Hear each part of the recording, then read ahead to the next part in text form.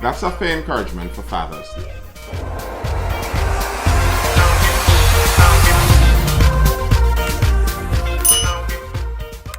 Out of Jamaica, unique encouragement coming on this Father's Day from, of all people, the Registrar General, the person in charge for registering the births of young children, of babies. So I guess that's one person that would have quite a bit of perspective on the fathers and who the fathers are and what they should be doing. In his encouragement to fathers, though, he brought up a very unique statistic, a changing statistic, something that has changed rather significantly over time, especially when we're looking back from times of the 60s and 70s to now, a statistic that has changed for the positive, showing a positive sign for fathers. And that is a very important thing, because many times we could discount the usefulness of fathers in our society. I mean, if asked, most people would admit that fathers are very important and fathers are very crucial. But many times when we see the actions taken by some societies and the way, the incentives given to fatherhood and to getting men into this avenue, sometimes it seems like it isn't held as highly sometimes as we'd like to think that it is. A call for fathers to step up to the plate. This coming from Charlton McFarlane, the Chief Executive Officer of the Registrar General's Department out in Jamaica. Ensure your name is on your child's birth certificate. As we celebrate and honor our fathers in our society, we are reminded of the critical role and functional importance for children to have their fathers present in their lives. This article brings into focus a critical area that more attention should be placed. Jamaica, unlike some countries, does not mandate that a father's name be placed on a child's birth certificate. It is also interesting to note that the majority of children who are named on their birth certificates possess a surname which is different from the surname of the mother. This sometimes indicates that the father is not unknown to the mother and hopefully not unknown to the child. So on the birth certificate, you're saying that the child doesn't share the same surname with the mother. So where did the child get the surname from? Very likely they would have gotten it from the father. So that means the father isn't unknown. You have some idea who this man is, and his name isn't registered on the birth certificate, and that's a problem they're having. But that's not the highlight I'm trying to highlight. That's a very good encouragement. If you're a father, be proud to be a father. There's no shame in that. Go and make sure your name is there to speak for that child and show that you are willing to be a part of that child's life. I'm sure that a child not having their father's name on their birth certificate would be telling them something when they reach further on in their life and look back. He then went on to list a bit of the historical trends of the father information in Jamaica. Historical trend of father's information on birth certificates in Jamaica. Jamaica has come a very long way in this regard. A rapid assessment of this issue reveals that from 1955 to 1988, 64% of records did not have the father's name on them. This represented 1 in every 2 records created during this time. Things improved from 1989 to 2006. 35% of the birth records did not have the father's name, meaning that 1 in 3 birth records did not have the father's name on them. There was a significant decline in the number of records without fathers' names after 2007. During this latter period, 22%, or approximately 1 in every 5 birth certificates, do not have the father's name. This decrease is due primarily to the introduction of bedside registration, as well as the first free birth certificate program along with public education, etc.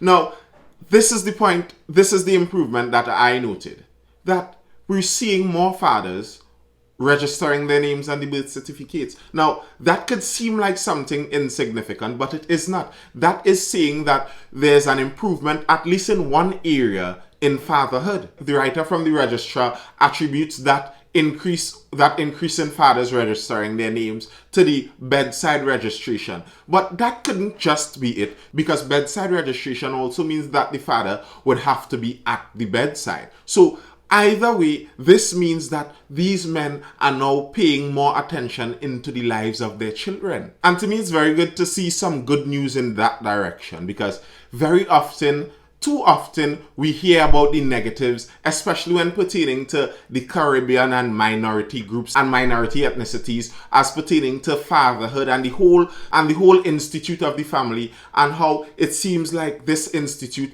may be declining, particularly in these in these demographics. But from this account, at least it seems like, at least in this specific area of fatherhood, there has been some improvement. And I'm sure that may go a long way to the improvement of the society as a general. I think also some of it may have to do with just the fact that many fathers now would just be having less children. The setup of society right now makes it that fathers don't exist in the same paradigm as they once did, where some men may be out there having 20 children with so many different women. Now, if you do that, you'd very likely be on the hook for paying to mind and upkeep these 20 different children. And in these days and times, that upkeep may be very difficult. That upkeep may be left for very specific few. So when we see Nick Cannon, who apparently has had 4 children within the last year, well, you could attribute some of that to the fact that he may be wealthy enough to accommodate for those 4 children. So maybe from his perspective, that's understandable. But very often in times you see many men, especially in the minority communities, go around and they have so many children. And I see sometimes people attribute this and lay the blame way back in the slavery days to the breeding of slaves and the acculturation of slave breeding that was brought into the Caribbean, and particularly in the United States, well, the Americas as they were then. But when you look at slave breeding, for one, firstly, especially in the Caribbean, it wasn't as widespread as some may think it was. Just to dive quickly into that, to have a little foundation on what we're speaking about, we'd read an introductory paragraph from a paper, Slave Women and Reproduction in Jamaica, circa 1776 to 1834. It was written by one Kenneth Morgan and available on online library. As usual, I'd post the link in the description if you'd like to go have a read further for yourself.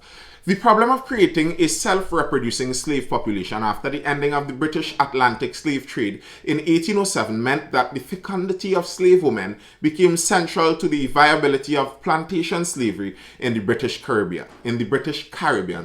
I remember in a few videos back, someone was very stern at my pronunciation of Caribbean, saying that it's supposed to be Caribbean, and fair enough, I'll take that criticism. So yes, fecundity here referring to how many children potentially a woman can have. Such women were noticeably less fertile than their North American sisters. In the second half of the 18th century, 40 to 50% of the slaves on Jamaican sugar estates were women, but gross reproduction rates did not reflect this relative parity among the sexes. About half the female slave population in the British Caribbean in the mid-18th century, and as many as a third at the time of emancipation, remained childless, compared with only 10% of slave women in the United States. So in the United States, there was a bit of slave breeding. There was a lot of slave breeding, in fact, and there would have been some remnant of that going on. But in the Caribbean, for one, we didn't have a lot of that. And then when you look at history, we see that if you go back to the 50s and 60s and you look at the relationships and the family lives then,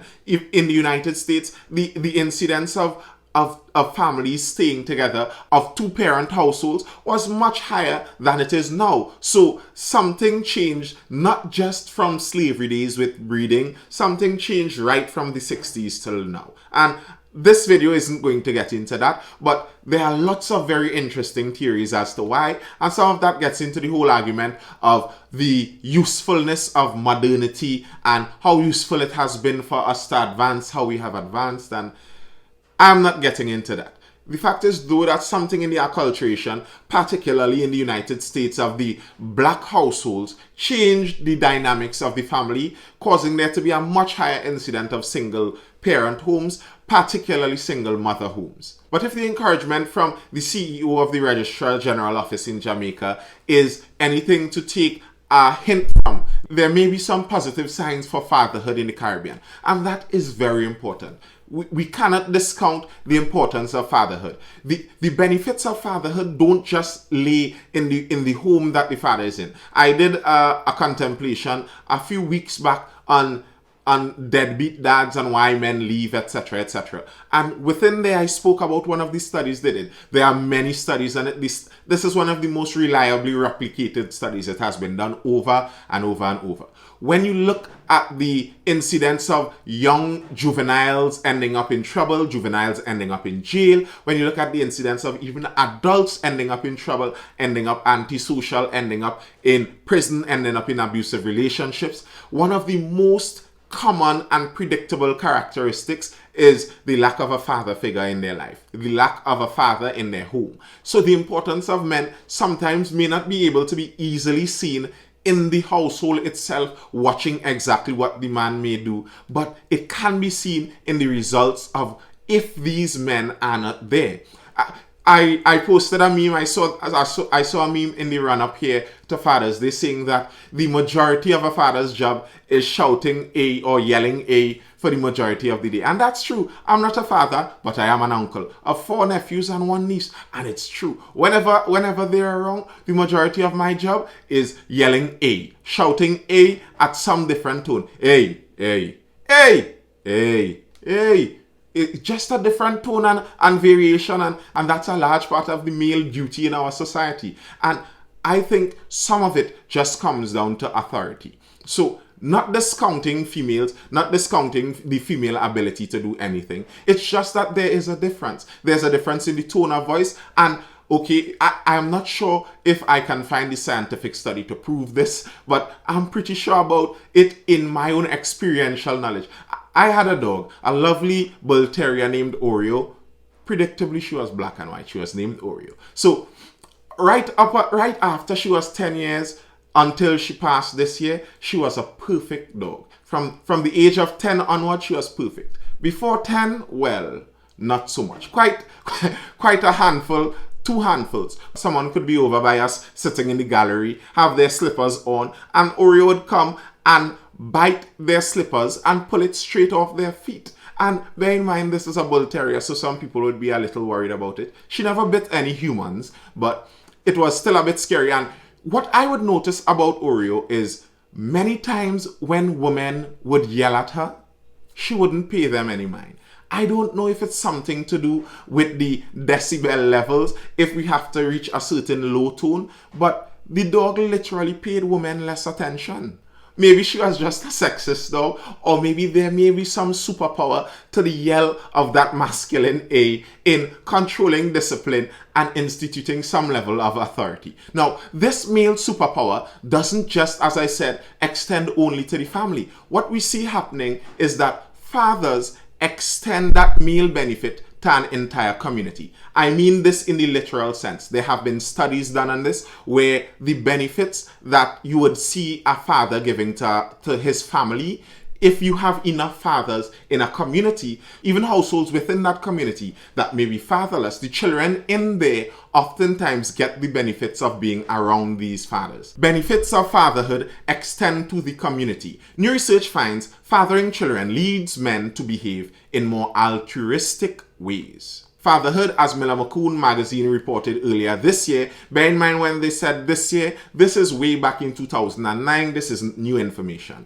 alters a man's neurochemistry. Fatherhood alters a man's neurochemistry, increasing his ability to cope with stress and generally making him a better mate. Just published research suggests the benefits of this transformation extend far beyond one's immediate family and remain robust as the years go by. I'll just go through 2 paragraphs of this that kind of point out the point I am trying to make. But again, the link is in the description. It makes for an interesting read, and the link to the studies where they have the proof and the nature of the study and all of that if you'd like to read it up and follow it up. We find that middle-aged men who at some point in their lives became fathers are significantly more likely to have altruistically oriented social relationships and be involved in service organization compared with men who never became fathers. They write, They found this holds true whether or not the father is living with his children, which suggests this phenomenon cannot be explained simply by men fulfilling their expected social roles.